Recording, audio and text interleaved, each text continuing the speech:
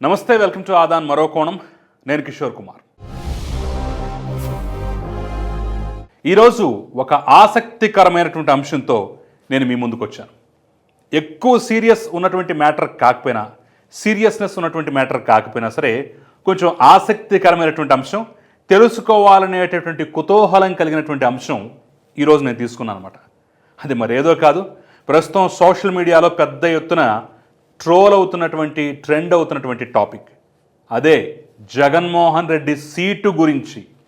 అసెంబ్లీలో జగన్మోహన్ రెడ్డి సీటు గల్లంతయ్యింది అనేటటువంటి అంశం గురించి ఈరోజు నేను క్లుప్తంగా చెప్పేటటువంటి ప్రయత్నం ఈ వీడియో ద్వారా చేస్తున్నాను. ఇప్పటికే చాలామందికి అర్థమైపోయి ఉంటుంది. సోషల్ మీడియాలో పోస్టులు గమనిస్తున్న వాళ్ళకి ఓహో సబ్జెక్ట్ ఇదా, ఇందుట్లో నిజాలేంటి అని తెలుసుకోవాలనే ఆసక్తి కూడా నేను చెప్పిన ఇంట్రో తోటి మొదలై కూడా ఉంటుంది. కాబట్టి దీని గురించి పూర్తిగా నేను సేకరించినటువంటి సమాచారాన్ని కూడా మీ ముందు పెట్టేటటువంటి ప్రయత్నం అయితే చేస్తాను. రూల్స్ అండ్ రెగ్యులేషన్స్తో పాటు అసెంబ్లీ రూల్స్ ఏ విధంగా ఉన్నాయి, ఇప్పుడు ఏం జరగబోతోంది, రేపు అసెంబ్లీ సమావేశాలు ప్రారంభమైన వెంటనే ఎలాంటి వాతావరణం కనిపించబోతోంది అనేది కూడా నేను క్లుప్తంగా చెప్పేటటువంటి ప్రయత్నం అయితే చేస్తాను, నా సోర్స్ ద్వారా నేను తెలుసుకున్న ఇన్ఫర్మేషన్ ప్రకారం. కాబట్టి దీని మీద మీ అభిప్రాయాన్ని ఖచ్చితంగా కమెంట్ రూపంలో తెలియజేయడం మాత్రం అస్సలు మర్చిపోకండి. నిజంగానే అసెంబ్లీలో జగన్మోహన్ రెడ్డి సీటు గల్లంతయ్యిందా, గల్లంతయ్యే అవకాశం పోనీ ఉందా, ఉంటే ఏ విధంగా ఉంటుంది అనేది మీరు నాకు కమెంట్ రూపంలో రాసి పూర్తిగా తెలియజేసే ప్రయత్నం అయితే చేయండి. నేను అసలు పాయింట్కి వచ్చేస్తాను. జగన్మోహన్ రెడ్డి సీటు కేటాయింపులో ఈసారి కొంచెం స్ట్రాంగ్గా, కఠినంగా వ్యవహరించబోతోంది ప్రస్తుత ప్రభుత్వం. ఆయనకి అసెంబ్లీలో ఉన్నటువంటి చివరి సీట్లలో ఆయన స్థానం కల్పించబోతున్నారు, ఆఖరి సీటు కేటాయించబోతున్నారు. మొదటి స్థానంలో కూర్చునేటటువంటి ఛాన్స్ ఇక జగన్మోహన్ రెడ్డికి లేదు. ఆయన మొదటి సీటు గల్లంతైపోయిందని చెప్పేసి పెద్ద ఎత్తున విమర్శలు అయితే వస్తున్నాయి, కొన్ని అంశాలు అయితే తెర మీదకి వస్తున్నాయి. సో నిజమా కాదా అనేటటువంటి అంశం మీద నేను కూడా కొంత ఎంక్వైరీ చేశాను. తెలుగుదేశం పార్టీలో ఉన్నటువంటి కొంతమంది నేతల్ని కదిలించే ప్రయత్నం, వాళ్ళని కనుక్కునే ప్రయత్నం, ఆరా తీసే ప్రయత్నం చేశాను. ఏమండి ఇలా అంటున్నారు, జగన్మోహన్ రెడ్డికి ఈసారి అసెంబ్లీలో మొదటి వరుసలో సీటు కేటాయించరట, ఎక్కడో ఆఖరి సీటు కేటాయిస్తారట, పెద్ద ఎత్తున సోషల్ మీడియాలో ఇదే చర్చ జరుగుతోంది, నిజమా కాదా అని చెప్పేసి అడిగినప్పుడు వాళ్ళు అటు నిజమన్నట్టు ఇటు కాదన్నట్టు మధ్య మార్గంగా ఒక సమాధానం అయితే చెప్పారు. ఇప్పుడు అది ఆసక్తికరంగా మారింది ఆ సమాధానం. వాళ్ళు చెప్పినటువంటి అంశం ఏంటంటే, ప్రస్తుతం జరగబోతున్నటువంటి సెషన్ వరకు అది నిజమే, పూర్తి స్థాయిగా కాకపోవచ్చు అని చెప్పేసి అయితే ఒక కామెంట్ చేశారు. అదేంటి, ప్రస్తుత సెషన్కి మాత్రం నిజం, ఆ తర్వాత నిజం కాకపోవచ్చు, ఏంటి తికమక, ఏంటి గందరగోళం, అసలు పాయింట్ ఏంటో చెప్పండి అని చెప్పేసి గట్టిగా అడిగినప్పుడు ఆయన చెప్పిన సమాధానం ఏంటంటే, మొట్టమొదటి సెషన్ అంటే రేపు బిగిన్ కాబోతున్నటువంటి మొట్టమొదటి సెషన్ ఏదైతే ఉందో అది ఫ్రీ సీటింగ్ అట. అంటే ఫలానా వాళ్ళకి ఫలానా సీటు, ఫలానా వాళ్ళకి ఫలానా వరుసలో సీటు, ఫలానా నంబర్ సీట్ అని చెప్పేసి ముందుగా డిసైడ్ చేసి అయితే ఉండదు. బహుశా ముఖ్యమంత్రికి మాత్రమే ఆయన సీటు ఎలాగో సపరేట్గా ఉంటుంది కాబట్టి అందుట్లో ముఖ్యమంత్రి కూర్చుంటారు. ఇక మిగిలిన వాళ్ళందరూ ముందు వచ్చిన వాళ్ళకు ముందు వచ్చినట్లుగా అన్నట్లుగా అందరూ అంటే మంత్రులు ముందు వరుసలో ఉంటారు. ఆ తర్వాత ముందు వరుస అయినా వెనక వరుస అయినా సరే మిగతా వాళ్ళంతా కూర్చుంటారు. ఎవరు ఫస్ట్ వస్తే వాళ్ళకి ఆ సీట్ అన్నట్టుగా ఎవరికి వాళ్ళు కూర్చోవచ్చు, ఎవరిష్టం వచ్చిన ప్లేస్లో వాళ్ళు కూర్చోవచ్చు. ఫలానా చోట ఎందుకు కూర్చున్నావు, వెనక్కెళ్ళు ముందుకెళ్ళు అనేటటువంటి రూల్స్ అండ్ రెగ్యులేషన్స్ అయితే ఇక్కడ ఏమీ ఉండవు. కాబట్టి ఇక్కడ అసలైనటువంటి చిక్కంతా వచ్చి పడుతుంది.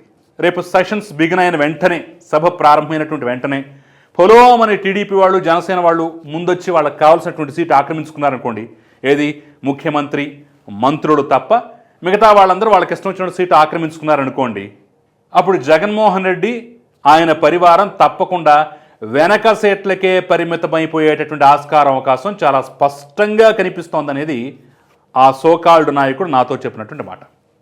ఇంకా క్లియర్గా అర్థం కావాలంటే, అసెంబ్లీ 10 గంటలకు బిగిన్ అవుతుందంటే బెల్లు కొట్టడానికన్నా ముందే, ఆ 10 గంటల కన్నా ముందే 1 గంటో 2 గంటల ముందో కావాలని కొంచెం పంతం బట్టి, పట్టుబట్టి తెలుగుదేశం వాళ్ళు, జనసేన వాళ్ళు వచ్చేసి సీట్లు మొత్తాన్ని ఆక్రమించేశారనుకోండి, అప్పుడు వెనకొచ్చినటువంటి జగన్మోహన్ రెడ్డి, ఆయన పరివారం మిగిలినటువంటి సీట్లు, దొరికినటువంటి సీట్లలో మాత్రమే కూర్చోవాలి.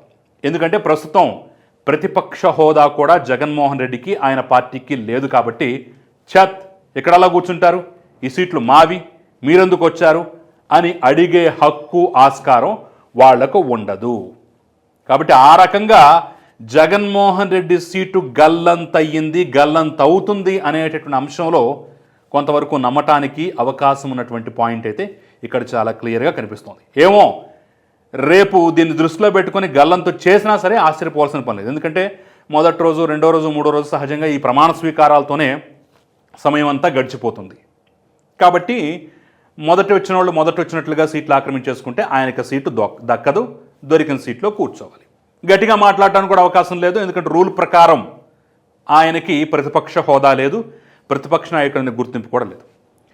ఇక నంబర్ 2, రేపటి రోజున కూడా ప్రతిపక్ష హోదా వచ్చేటువంటి అవకాశం అయితే లేదు. ఎందుకంటే కౌలన్ షక్దర్ ప్రకారం assembly rules and regulations, parliament rules and regulations, కౌలన్ Shakdher అనేటటువంటి పుస్తకం ఆధారంగా వాళ్ళు రాసినటువంటి నియమాల ఆధారంగా జరుగుతాయి. కాబట్టి అందులో చెప్పిన దాని ప్రకారం ప్రధాన ప్రతిపక్షం లేదా ప్రతిపక్షం అంటే కనీసం మొత్తం అసెంబ్లీ సీట్లలో 10% పైగా గెలుచుకుని ఉండాలి.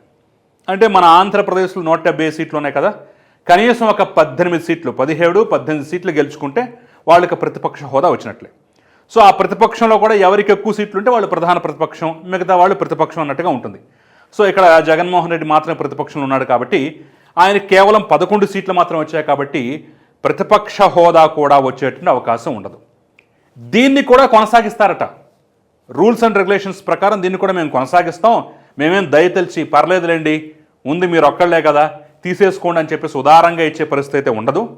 ఆయనకు ప్రతిపక్ష హోదా కూడా లేదు. కాబట్టి అక్కడ కూడా సీట్ల కేటాయింపులో ఆయనకు మొదటి సీట్ ఇవ్వాలి అని రూల్ అయితే లేదు. కాబట్టి అంటే ఈ 3 రోజుల సెషన్ పూర్తయిపోయిన తర్వాత అయినా సరే, రేపు రెగ్యులర్ సెషన్స్ వచ్చేటప్పుడైనా సరే మొదటి సీట్ ఇవ్వాలనేటటువంటి రూల్ అయితే ఏం లేదట.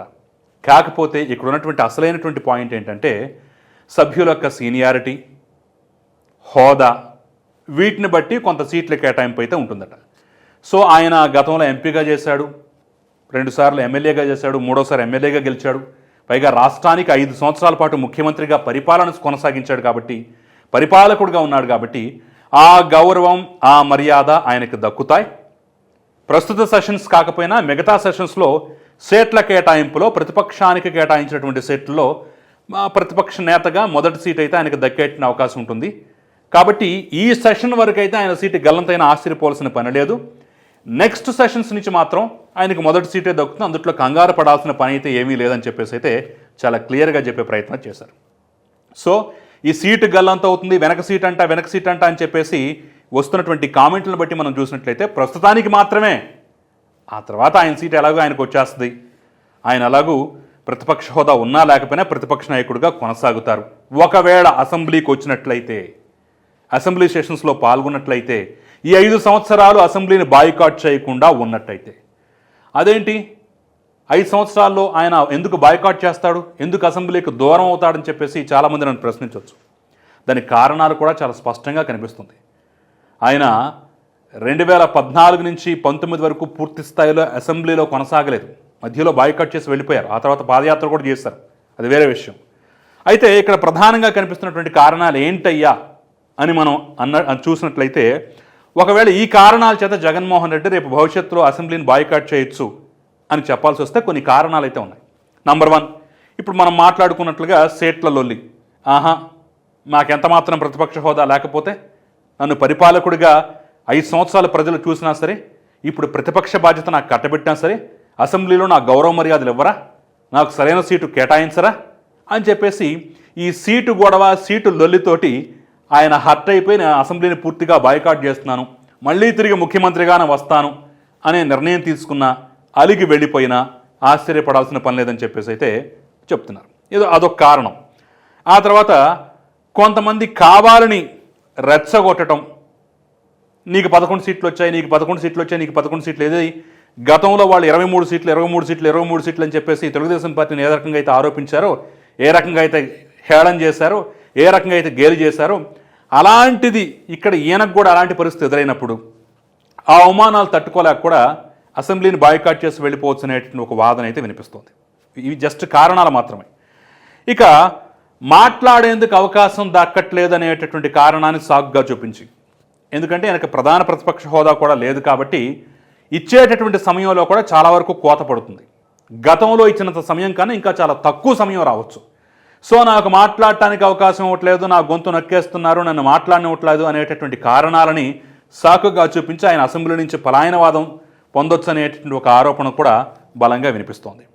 ఆ తర్వాత ఇంకా ఏం కారణాలు ఉన్నాయంటే సభను ఎప్పటికప్పుడు స్తంభింపు చేయటం, ఏదో ఒక వాయిదా తీర్మానం ఇచ్చేసి నేను ఇచ్చిన వాయిదా తీర్మానాన్ని మీరు తిరస్కరిస్తారని చెప్పేసి గిల్లి కజ్జాలు పెట్టుకొని సభను స్తంభింపు చేస్తూ సస్పెండ్లకు గురవుతూ ఆ రకంగా కూడా పలాయనం చిత్తగించవచ్చు అనేటువంటి ఆరోపణలు అయితే ప్రధానంగా వినిపిస్తున్నాయి. ఈలోగా తనకున్నటువంటి 11 మందిలో ఎవరైనా పార్టీ ఫిరాయించారనుకోండి, బీజేపీకో జనసేనకో టీడీపీకో వెళ్లే ప్రయత్నం చేశారనుకోండి, దాన్ని సాకుగా చూపించి నా దగ్గర నుంచి లాక్కుంటారా, దీని మీద వెంటనే ఇమీడియట్లుగా ఇప్పటికిప్పుడు చర్యలు తీసుకోవాలి, అలా తీసుకోలేదంటే నేను హర్ట్ అయిపోతాను, అవసరమైతే పూర్తిగా బహిష్కరించేస్తాను అసెంబ్లీని అనేటటువంటి విధంగా కూడా ఆయన వ్యవహరించవచ్చు.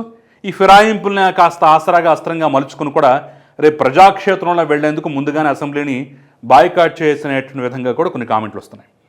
ఇక ఫైనల్గా మనం చెప్పుకోవాల్సింది ఏంటంటే ఎవరైనా సరే తనను అవమానించే విధంగా, తన గత పరిపాలనను ఎత్తి చూపే విధంగా, లేదంటే ఇంకా పర్సనల్ విషయాలు ఏమన్నా టచ్ చేసినట్లయితే వివేకానంద రెడ్డి మర్డర్ కానివ్వండి, లేదంటే మరొక అంశం తన సతీమణి గురించి కానివ్వండి, లేదంటే సాక్షి పేపర్ గురించి కానివ్వండి, లేదంటే మిగతా విషయాల గురించి కానివ్వండి, కొంచెం గట్టిగా మాట్లాడినప్పుడు అక్కడ కావాలని గిల్లి కజ్జాలు పెట్టుకుని వెళ్ళిపోయినా సరే ఆశ్చర్యపోవాల్సిన పని లేదనేటటువంటి ఒక కామెంట్ కూడా వస్తుంది.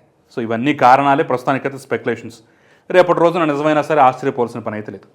సో మొత్తానికి ప్రస్తుతానికి ఉన్నటువంటి ఇబ్బంది అయితే ఇది జగన్మోహన్ రెడ్డికి, ఆయన పరివారానికి సీటు జారి గల్లంతు కావచ్చు.